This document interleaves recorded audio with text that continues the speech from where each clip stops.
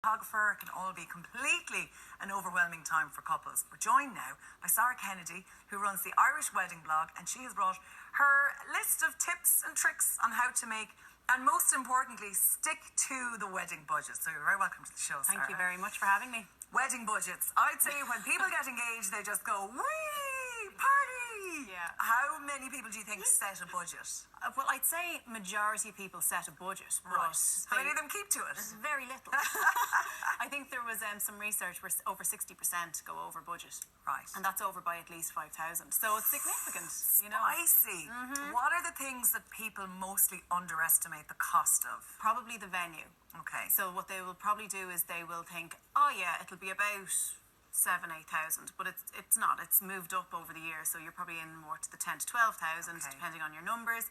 Kind of undercook a lot of the prices, you know, or else they're kind of assuming them based on what friends or whatever may say. But Okay. generally, it's down to not shopping around. Okay, and That's this what you're saying is Yeah. your go-to trick. So Yeah. let's take the wedding from the start. We've gotten engaged. We Yeah. want to spend.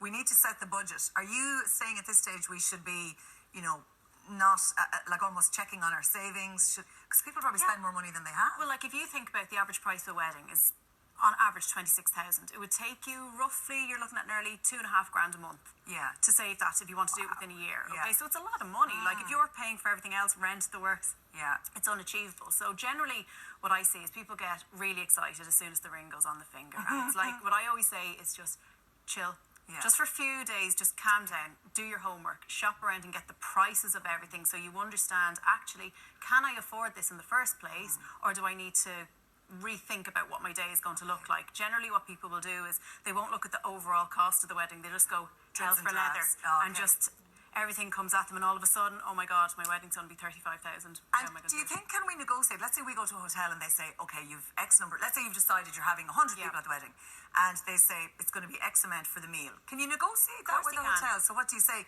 Like Yeah. take off a glass of wine, or give them a fork less, or give them a leaf of lettuce less? I think the thing about it is that because people go in really vulnerable into a venue, you can kind of smell the naivety, because I've been in that position. I've been a wedding coordinator, and you kind of know what the boundaries are, whereas couples just need to kind of go in and just not show their card and just be very businesslike about the whole thing. This is like when you buy a car. You're not going to tell them your budget when you're going to buy a car. Exactly. This is it. You just need to have the poker face, because they will crumble quicker than you will.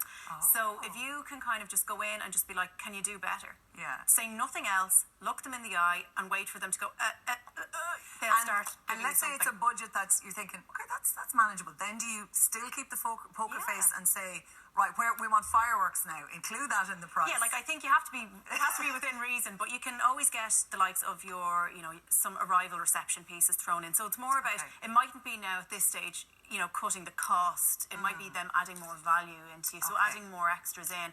But if you don't negotiate early and you've already signed your contract, you won't have a leg to stand Okay. on further down when the reality hits you that Okay, you've so way you overspent. could say to them, what are you going to give me to make it value for money? Yeah, or else You could just, be if like, you is do it enough- Gordon Gecko from... You can, but like if you do enough shopping around Yeah. in the first place, you will know exactly what their competitors are charging. So at least you can kind of go in and say, well, such and such up the road are going to throw this in for me. So can you do better, and we'll bring our business to you? Because you have to remember, that's huge business for a Yeah, venue, of because course it's it is. bedrooms, it's food, it's Yeah. drink, It's the, possible it's the night everything. before and the day after, Yeah, and if this there's a is barbecue it. the next day. Absolutely. And as well, you've got a year long of bringing people in and out, you know, for dinners and everything like that. So, you know, it's good business. For I got venues. married a year ago, and can I say the tasting menu beforehand was my favourite part, I think, when we went in. yeah. Because we were very relaxed. Because on the wedding day, I don't think I ate any of the Yeah, food. I But know. on the beforehand, the tasting was brilliant.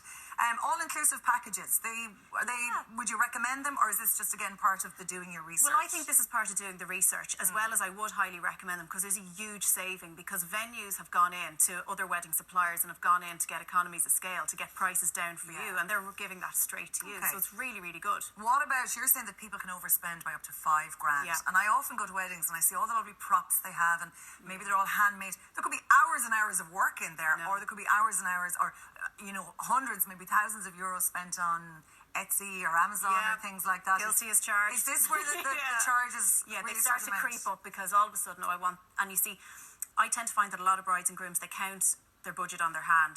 and then they're sitting there at a computer and they're doing €10 for this, and then it's €15 postage and packaging, and then it all clocks up, particularly for all those bits and bobs. Do you think the bits and bobs are because people want to have maybe an Instagram-friendly wedding? They want the pretty pictures. Bits. Yeah, exactly. Yeah. They want, anything that's going to look kind of unique for them.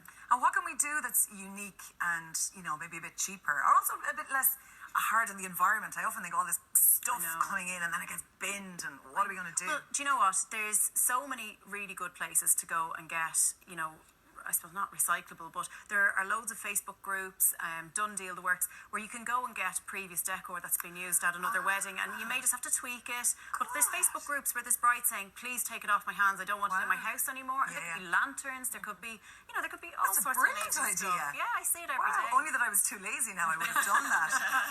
The dresses as well. We hear so many stories of dresses being madly expensive. And I understand maybe the bride wants to look like a princess on the day, but what can we do to be a bit more realistic about the price of a dress? Well, you see, I think, dresses are dresses, and I think the one thing that, the bride really values on her day tends to be about the dress. So I never really begrudge anybody on what they spend on a dress. Right. There's a lot of people now going and buying 2 dresses. And that seems to be now a huge trend. Swap in the evening. Yeah, it's like swap the in the Kate evening. Middleton change after dinner. Yeah, so this is a big thing, and we're not all big celebs that can afford to do it, but this is kind of a trend that's come in that if you are watching your budget, you don't need it. One dress is fine. Exactly, but sample sales are excellent. They're brilliant. What's a sample sale now? So this is basically the dresses that have been on the rails for the last season, and that bridal shops need to get rid of to take in the new season, and they have to get rid of them at a discounted price. Now, you may need to launder them, you may need to do something with that, but still it can be quite competitive. Right. And I have heard stories of people using,